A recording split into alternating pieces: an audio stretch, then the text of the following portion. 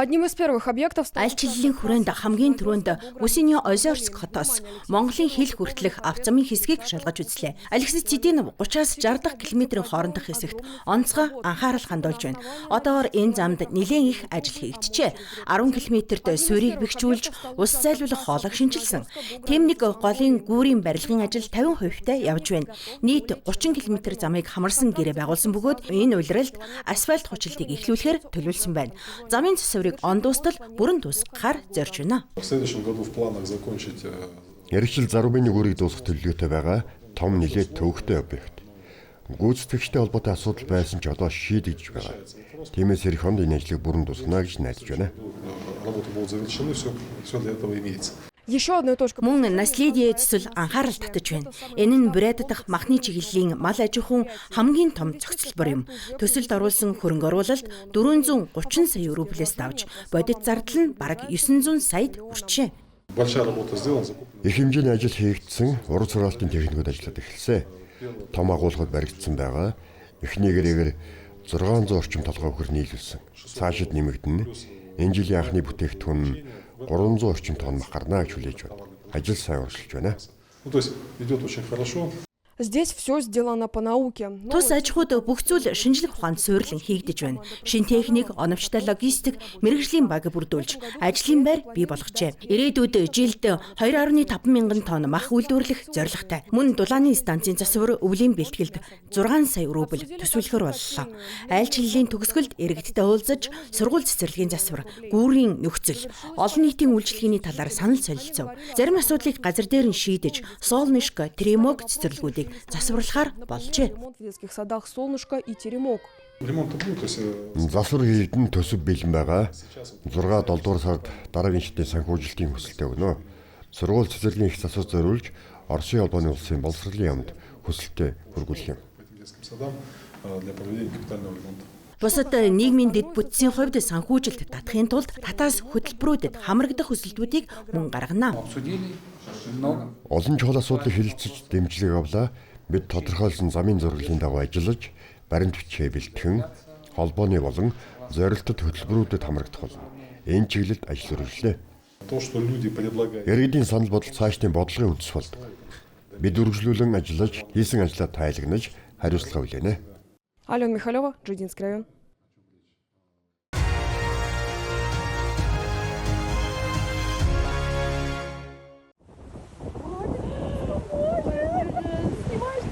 Да. Поближе, поближе. Черные тучи баклан. Хар үйл мэт бөөгнөрсөн хар галуунууд загас агнаж байна. Санаа зовоож байгаа нь зөвхөн тоо толгойн бус байгальд учруулж байгаа хор хөрхөл юм.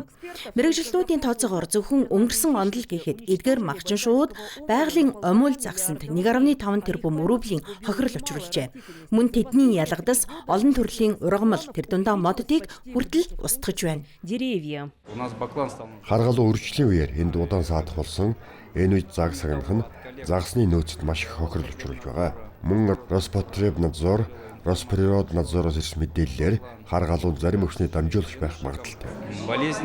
Регулировать их численность. Тэдний тоо толгойг зохицуулахын тулд агнах, үүрийг устгах арга хэмжээ авахыг эрх баригчид төлөвлөж байна. Гол зорилго нь устгах биш, харин үргээж дулаан өмнөд бүс рүү нүүлгэх юм. Гэвч эрдэмтдийн үзэж байгаагаар хар галуунууд хоол тэжээл буюу загас багасах үед л энэ нутгийг орхино. Харин оомол загас агнахыг хориглосон тул тэдэнд хоол хүнс хангалттай хэвээр байна. Жишээ нь өөрийг нь бүрэн устгалаа гэхэд энэ жил үржихгүй гэсэн үг биш. Магадгүй хожим үржиж чадна, эсвэл чадахгүй. Гэтэ дараа жилд дэд дахин ирж илүү тайван саадгүй шинэ газар сонгоно. Харин хоол тэжээл байсаар л байвал энэ нутгийг орхихгүй. За последние 3 Сүүлийн 3 жилд хар галууны тоо бараг 2 дахин нэмэгдэж 100 мянгаас давжээ. Тэдний нэг онцлог нь устдах аюул нүүрлэхэд илүү хурдан олноор үржидэгт оршино. больше и быстрее плодится. Эрдэмтдийн тооцоогоор хар галуунууд ойролцоогоор 10 жилийн дараа өмнөд бүсийн хоол тэжээлийн нөөц сэргэж үржих нөхцөл бүртгэхэд Бредаас өөрсдөө нүүх боломжтой. Гэвч тэр хүртэл удаан хүлээхэд бэлэн бусдвал эрх баригчид агнах, үүрийг устгах замаар тоо толгойг нь буруулахаар зорж байна. Гэхдээ одоогийн хууль тогтоомжоор тэднийг агнах боломжгүй байгаа юм. Холбооны түвшинд хуульд өөрчлөлт оруулах шаардлагатай. Одоогоор ан агнарын тухай хуулийн өөрчлөлтийн төслийг Бредийн тэргүүн Алексей Цидинов ардын хорол өргөн барьсан. Одоо уг төслийг байнгын хороод хэлэлцэж байгаа. Энэхүү хуулийн төслийг 4-р сарын сүүлээр ардын хурал баталж дараа нь төрийн дунд өргөн барина. Тэнд уг төслийг Вячеслав Дамдинцуронов хамгаалан танилцуулах юм. Өнөөдөр байгалийн экосистем тэр дундаа манай Бурят улсад бодит их хэмжээний хохирол учирч байна. Бид зүгээр сууж болохгүй. Тиймээс ойрын хугацаанд хууль тогтооны санаачлагыг төрийн дунд өргөн барина. Эта процедура... Гэвч энэ үйл явц хурдан биш. Төслийг Оросын холбооны улсын байгалийн нөөцийн яамтай зөвшөлдсөж, төрийн дунд 3 хил зөвлөлгээр батлуулан, холбооны зөвлөлөөр дэмжүүлсэний дараагаар ерөнхийлөгч гарын үсэг зурж байж хүчин төгөлдөр болно. Валентина Цыбикова, Даниил Щербаков, Новости дня.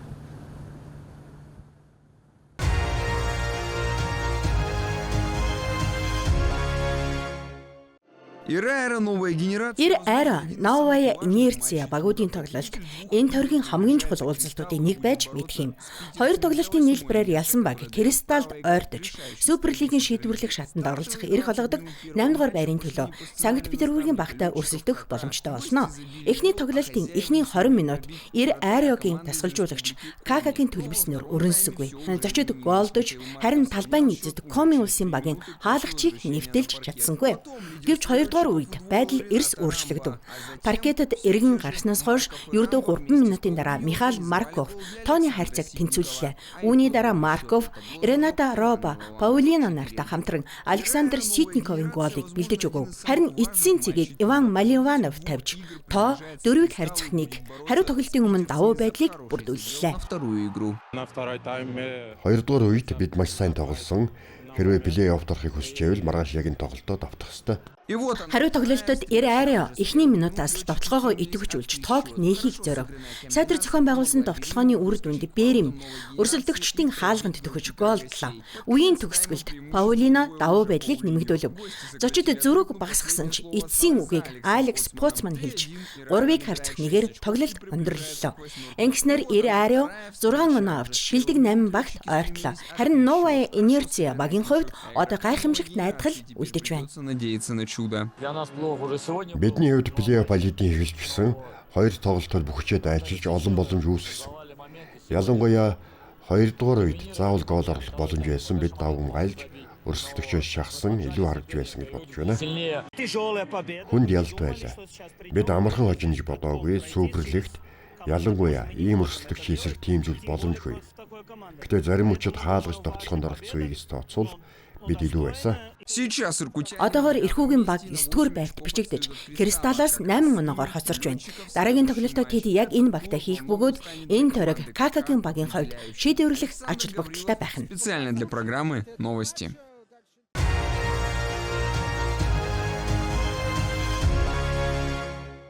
Өвөр байгалийн хязгаарт ой хэрийн төмрийн улиралд бэлтгэх ажил эрчимтэй үргэлжилж байна. Одоогийн байдлаар гал унтраах албанд 1000 гаруй хүн ажиллаж байгаа бөгөөд тэднийг бүрэн бэлэн байдалд оруулахын тулд сургалтыг дуусгаж, орчин үеийн тоног төхөөрөмжөөр хангах шаардлагатай. Өмнөх жилүүдийн туршлагад тулгуурлан энэ жил ажилтан сайн дурынхан бүр Галанас байршил тогтоогчтой Маячок буюу дохиолын товчлууртай болно. Онцгой нөхцөл үүсгэд уг төхөөрөмжөөр дохио өгч, мэдээлэл шууд зохицуулах төв болон Прерив 100 систем дамжих юм. Энэ геометрийн систем бол жинхэнэ шин шийдэл. Ийм төрлийн нэгдсэн систем өөр хаанч байхгүй. 12 өөр системийг нэгтгэж байж хэрэгжүүлсэн юм. Янз бүрийн их сурвалжаас өгөгдөл авч нэг газрын зураг дээр нэгтгэн харуулж түүнийг ашиглан ажиллаж байна. Прорив систем энэ жилээс хэрэгжиж эхэлсэн. Нэгдсэн газрын зураг дээр техник хэрэгсэл, галсан өгчдийн байршил, түүмрийн халуун цэгүүдийг бодит цагийн горимоор харуулна. Энэ мэдээллийг анги нэгжийн удирдлагууд, таблет төхөөрөмж дээр шууд хүлээн авч нөхцөл байдлыг хянах боломжтой. Ингэснээр гал унтрах ажиллагаанаас гадна хүч нөөцийг оновчтой зохицуулахад чухал дэмжлэг үзүүлж байна. Түүмрийн үед ой дотор утаанаас болж хүмүүс төөрөх, техник алдагдах эрсдэл өндөр байдаг. Харин одоо трекер ашигласнаар бид нөхцөл байдлыг бодит цагт бүрэн хянаж, шаардлагатай үед хүч техникийг шуурхай шийдвэрлэх боломжтой болсон. Одоогоор ийм тохиолын төхөөрөмжийг 600 хүнд олгоод байгаа бол цаашид 900 гаруй ажилтнанд хүргэхээр төлөвлөжээ.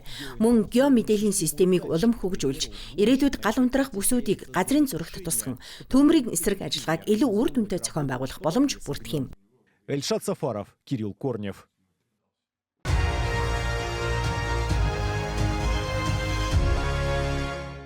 Подснежники, колокольчики. Цасан цэцэг, хонхон цэцэг, Иван чай, ой модны жимс. Анхны харцар эдгээрийг жинхэнэ ургамлаас ялгахад бэрх. Дэлбээ, навч бүрийг полимер шавраар гараар урлан бүтээжээ.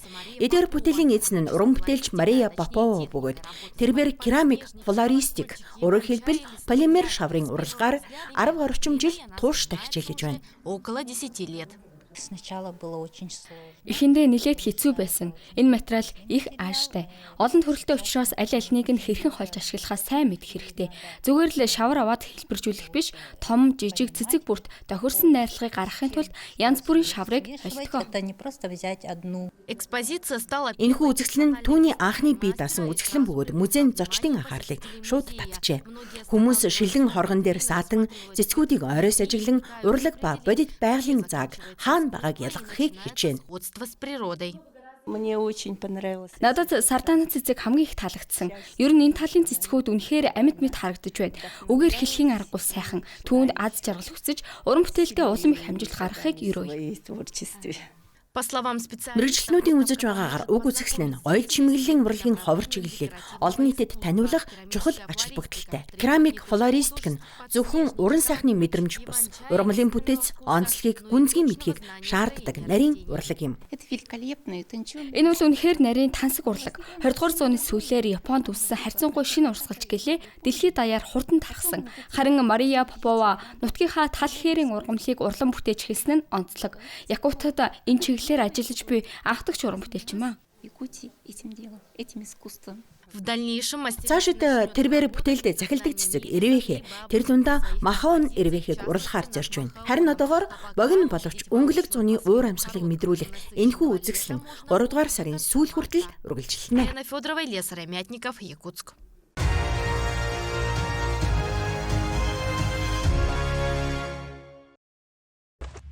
Хүн бүр анхны лего тоглоомоо сандаг. Харин Чинхайд угсармал тоглоомууд жинхэнэ өнгө төрхтэй болж нэгэн компани тэдгээрийг архитектурын урлагийн бүтээл болгон хөгжүүлж байна. Ийм бүтээгдэхүүний эрэлт асар өндөр бөгөөд 50 гаруй улс бүс нутаг руу экспортлогдож байна. Бид дэлхийд алдартай архитектурын байгууламжуудыг бүтээдэг. Сүүлийн үед ялангуяа хятадын барилга байгууламжид илүү анхаарч байгаа. Энэ дэлхийн зах зээл дээр улам их сонирхол татж байгаа юм а. Өнөөдөр дэлхийн өөр Чинхайг зорин ирдэг болжээ. Зарим тохиолдолд гадаадын худалдан авагчдад зориулсан чартер нислэг хүртэл зохион байгуулагддаг байна. Энд үйлдвэрсэн тоглоом Вьетнамын зах зээл тун их хэрэлттэй шүү. На вьетнамском рынке. Надад Чинхайын тоглоом их таалагддаг. Чанартаагаас гадна жил болгон шинэ тоглоом зохион бүтээдэг юм. Өдөр бүр Чинхайгаас 6 сая гаруй тоглоом дэлхийн 170 гаруй улс бүс нутаг руу илгээдэг. Дэлхийн 10 хүүхдийн 6 нь Чинхайд үйлдвэрсэн тоглоомод тоглодоо гэж хэлж болно. Игрушками, сделанными в Чинхае. Гэвч хятад зөвхөн архитектураар хязгаарлагдахгүй. Өөрийн түүх, домгийгч тоглоомоор дамжуулан амьлуулж байна. Жишээлбэл хятадын сонгомол зохиол болох баруун этгээдэд зорчсон тэмдэглэлд гардаг сарамгчин хааны дүрийг бүтээжээ. Эдгээр нь гэгээрлийг эвлэлхийлэн замд гарсан лам болон түүний дөрвөн хамтрагчийн тухай өгүүлдэг бүтээл юм. Бидний хувьд хятадын соёл түүхийг дэлхийд түгээх нь чухал. Өөр соёлыг таньж мэдэх тусам хүмүүс биеийг илүү ойлгодог. Ингэснээр дэлхий илүү тайван, хүнлэг болдог юм а. Спокойнее и человечнее. Бид тоглоом нь хүүхдийн сэтгэл зүй, сэтгэл хөдлөлийн хөгжилд чухал нөлөөтэй. Харин хиймэл оюун ухаан энэ салбарын дүрмийг эрс өөрчилж байна. Ганжу хотод 12 жилийн өмнө байгуулагдсан нэгэн компани өнгөрсөн жилээс хиймэл оюунд тоглоомын зах зээлд нэвтэрчээ. Одоогоор тэдгээр нь нийт борлуулалтын 40%-ийг бүрдүүлж, эрэлт улам өссөөр байна. Өнгөрсөн жил бид хиймэл оюунтай 300 мянган тоглоом борлуулсан. Энэ жилийн үзүүлэлтээс харахад борлуулалт 50%-аар өснө гэж бид тооцоолж байна. Рост на 50%. Өдгөө тус компани жилийн орлого 7 сая орчим Америк доллараас давжээ. Бүтээгдэхүүн нь Америк нэгдсэн улс, Их Британи, Япон зэрэг олон улс руу экспортлогдож байна. Хятадын тоглоомын салбар дэлхийн хүүхдүүдэд баяр баясгал бэлэглээ зогсохгүй. Хүн бүрийн дотор орших хүүхэд насыг сэргээж байгаа мэт.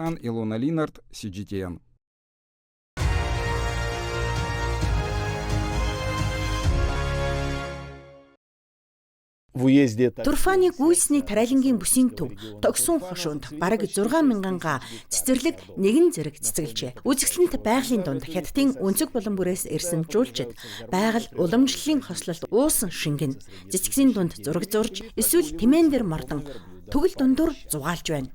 Элсэн цөл дундаа цэцгсийг бишрэг харах үнэхээр онцгой мэдрэмж юм. Тэмээн дээрээс энэ бүхнийг туулаханд бүрч илүү сонин мардаг төшгөд орсонж болохдгоо. Цэцгсийн гоо зөксөндөө бид үнэхээр татагдлаа. Найзуудтайгаа маш олон гахалтай зураг тарсан. программа нынешняя. Энэ жил цэцэглэлтийн улирал нь нутгийн соёл уламжлалыг нэгтгэсэн баялаг хөтөлбөртэй. Зочдод зориулсан гар урлалын сургалт, жагсаал, урлагийн тоглолт, үлгэрийн дөрүүдийн оролцоотой үзүүлбэрүүд нь жуулчдыг орон нутгийн ахуй, соёлын урамсгалд бүрэн автуулж байна. Цэцэгс үнэхээр гайхамшигтай. Дээрээс нь эргэн тойронд маш олон сонирхолтой зүйл өрнөж байна. Олон янзын дөрүүдийн ачаар яг л үлгэрийн ертөнцид орчихсон юм гээд санагддаг. Для удобства гостей. Жуулчдын урсгалыг дагаад Шинжааны төмөр зам, Урумчи Турфан чиглэлд галт тэрэгний тоог нэмэгдүүлж, өглөө шөнийн нэмэлт рейсүүд гаргажээ. Ийхүү гүйсний цэцэглэлтийн улирал нь зөвхөн соёлын арга хэмжээ төдийгүй бүс нутгийн аялал жуулчлалын орлогыг нэмэгдүүлэх чухал хэрэгсэл болж байна. Потока в регионе. У Хаодзюнь Сиджитян.